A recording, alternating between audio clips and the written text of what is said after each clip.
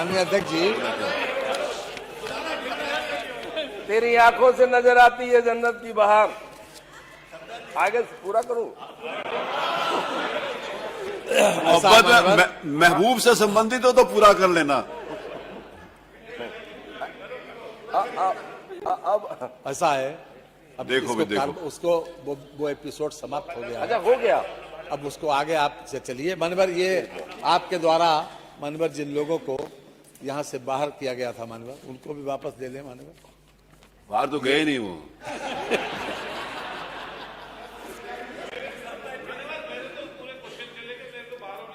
आप इतने दयालु हैं, बाहर किसी को भेजते नहीं, लेकिन यहाँ कोई लिस्ट बना रहा था, उसका प्लान कुछ ऐसा ही था, लेकिन मैं संसदीय कार्य मंत्री नहीं, वो लिस्ट बना रहे थे कि जिनको जिनको कहा है कि वो लोग अपनी सीट पे बैठे। जी जी। नहीं मनोहर, हमारा इतना अनुरोध है कि जो हुआ कहीं ना कहीं आप कोई इस पर विचार कर लें। जब जब जिस भी सदन बाधित होता है और किस कारणों से होता है, इस पर देखना पड़ेगा। जो हमारे कमाल अख्तर साहब ने भी कहा कि अगर कहीं लिखा गया है, साफ है कि प्रश्न 4 में जो लिखा गया है उसे भी आप निकाल दें, कार्रवाई से निकाल दें। इतना भी हमारा अनुरोध है। और हम बड़े दिल की अपनी तरफ से कह रहे हैं, पूरे विपक्ष की तरफ से, कि आपने जो बड़ा दिल दिखाकर, जिनके हम सम्मानहीन, जिनकी बदौलत पूरा विपक्ष हर हम बैठे हैं, आज उनके सम्मान में आपको भी पीड़ा हुई, हम बार बार आपका शुक्रगुजार हैं। माननीय श्री राज्यपाल जी के अभिभाषण पर धन्यवाद प्रस्ताव पर हमारे नेता आदरणीय शिवपाल जी ने जो संशोधन प्रस्ताव रखा था, उसके विरोध में उसके पक्ष में मैं बोलने खड़ा हुआ हूँ। नहीं, तुम्हारे वाले के विरोध में नहीं, अरे आप सुन लीजिए, जो रखा है उसके पक्ष में बोलने, उन्हीं के पक्ष में बोलेंगे ना। ठीक बोला। मानवर, बहुत बात हुई है, बहुत से मानव सदस्यों ने बड़ी लंबी चौड़ी बातें की, कहीं से लेके महाकुंभ से लेकर हर तरह से विचार हुए, लेकिन मेरा सिर्फ उस पर ज्यादा नहीं कहना। आप दोबारा बोल रहे हो क्या बजट?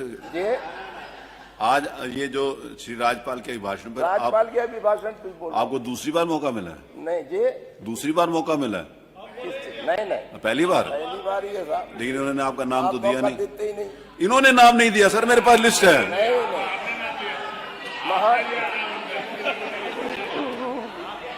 मैंने दिया, इन्होंने नहीं दिया। मानवर, बहुत लंबी बातें हुई हैं नेता पक्ष और विपक्ष की तरफ से।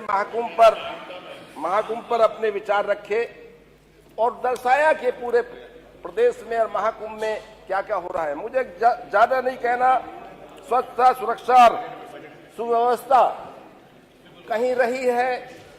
जो प्लान बनाया गया था 100 साल का, वो कम से कम 100 करोड़ लोगों के आने का प्लान बनाया गया था, लेकिन आज की तारीख में भी 56 करोड़ लोग आए। लेकिन इसके बावजूद ये प्लान जब बना था, उस वक्त स्वतः सोचना चाहिए था कि कितने लोग, 56 करोड़, लेकिन अब स्वतः सोचना चाहिए था कि कितने लोग जाम में फंसे हैं, उनके खाने की व्यवस्था, उनके नहाने की व्यवस्था, उनके रहने की व्यवस्था, उनके सोने की व्यवस्था, 4-4 दिन जो फंसे रहे हैं, वो व्यवस्था पर शायद ध्यान नहीं दिया गया था। बहुत लंबी बातें होती हैं डिफेंस इंडस्ट्रियल कॉरिडोर से संबंधित, उसमें मुझे ज्यादा नहीं कहना कि, लेकिन आपका जिला भी उसमें है।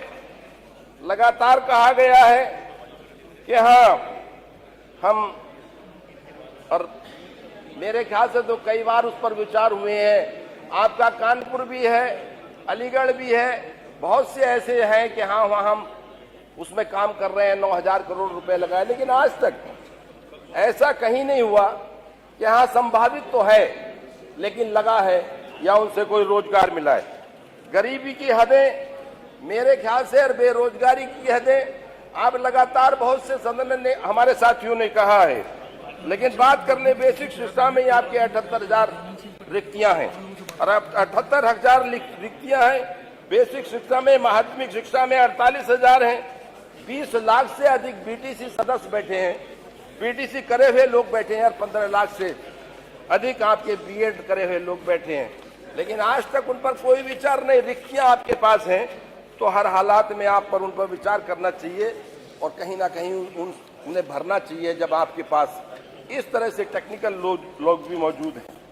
प्रदेश में 2000 वर्ष से गन्ना किसानों के समर्थन मूल्य में कोई वृद्धि नहीं हुई, जब उनकी लागत लगातार चौगुनी बढ़ रही है। लगातार मंत्री जी खड़े होकर बात करते हैं कि हाँ, बड़े पैमाने पर हमने भुगतान कर दिया। मैं मिलों का नाम दे दूंगा जिनका कम से कम जिस दिन से मिल चली है इस सत्र का एक भी पैसे का भुगतान नहीं हुआ।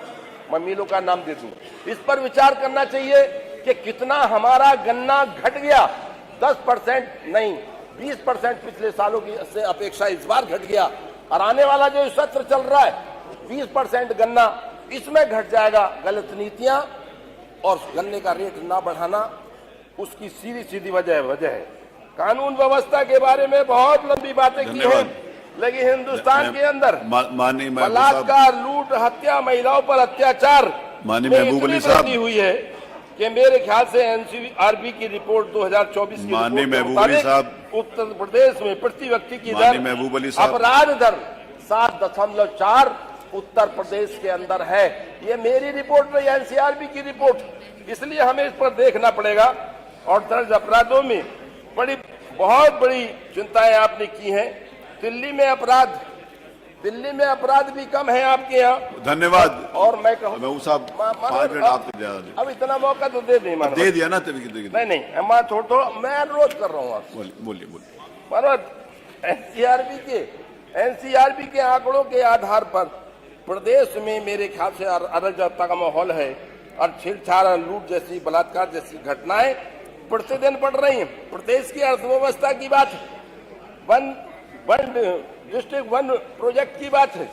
वन डिस्ट्रिक्ट वन प्रोजेक्ट में आप बताइए किस जनपद के अंदर, मेरे यहाँ भी ऐसा नहीं है। वन डिस्ट्रिक्ट वन प्रोजेक्ट में एक ढोलक का काम लिया गया, ढोलक को लिया गया था, जो मेरे ख्याल से हर व्यक्ति की खुशी के वक्त बजाने का काम होता है, उसे लिया गया था। इतना भी आज तक काम नहीं हुआ है उस पर, जरा सा भी। मैं कहता हूँ पूरे प्रदेश के अंदर वन डिस्ट्रिक्ट वन प्रोजेक्ट में आज तक कहीं ऐसा नहीं हुआ। मानव प्रदेश में प्रदेश में धन्यवाद महबूब साहब। प्लीज सब लोगों को देखिए, आप डेवलप की बात कर रहे हैं, आप डेवलपमेंट की बात कर रहे हैं, बहुत अच्छी बात है। और मेरे ख्याल से तो मैं कहूंगा कि आज देखिए शहरों में ही देख लीजिए कि खड़ंजे पड़े हैं आज भी शहर में। विकास नाम की चीज नहीं, उस पर विचार करने की किस तरह से वो बड़े पैमाने पर उस पर काम हो। आज बहुत शहरों की उपेक्षा की जा रही है। बाकी सब लोगों को अवसर मिलना है। मैं इतना ही कहूंगा कि उत्तर प्रदेश में एक गरीब है मनरेगा वाला। मनरेगा के आप देख लें, आपके 237 रुपए मनरेगा में है आपके, जबकि बराबर में पंजाब है, बराबर में राजस्थान है, बराबर में आपके और छोटे सिक्किम जैसे प्रदेश हैं, उनमें भी मनरेगा की जो दी जा रही है, मनरेगा का पैसा दिया जा रहा है, वो हमारे उत्तर प्रदेश से अधिक है। हमें इस पर विचार करना पड़ेगा। बार बार आपका धन्यवाद अध्यक्ष जी। बार श्री ज्ञानेंद्र सिंह बोलिए। एक शब्द साझे, अब बोलो। हाँ, एक सेंटेंस। महबूब साहब पे तो नहीं है? अच्छा, उन्हीं पे। छाता की कुर्सी बैठी थी, आज मन थोड़ा ठीक हुआ, परसों से बड़ा खराब था, क्योंकि माननीय महबूब साहब मेरे से नाराज हो गए थे। वो आए और बोले कि मेरे पहले बुला देना, तो मैंने कहा महबूब जी कहें माननीय सदस्य और मैं ना करूं, मैंने कहा बिल्कुल पहले ही। लेकिन अब कमाल इनके साथ असली किया भाई कमाल अख्तर जी ने। वो मेरे पास आए, कहे आगे मत करना, नहीं बगावत हो जाएगी। अब महबूब भाई के नाम पर बगावत, ये भी बड़ा प्रश्न चिन्ह। और उससे बड़ा कष्ट मेरे लिए ये हुआ कि ये आए ऊपर और महबूब नाम को कट्टा करके चले गए, कहीं ना बोलवा ही नहीं करेंगे। तब से मैं बड़ी दुखी थी, लेकिन आज महबूब भाई बोले। अब महबूब नाराज हो जाए तो किसे अच्छा लगेगा? बहुत अच्छा लगा, धन्यवाद। बोल रहे रात नहीं ख्वाब बदलता है, मंजिल नहीं कारवा बदलता है। जज्बा रखो जीतने का, क्योंकि किस्मत बदले ना बदले पर वक्त जरूर बदलता है।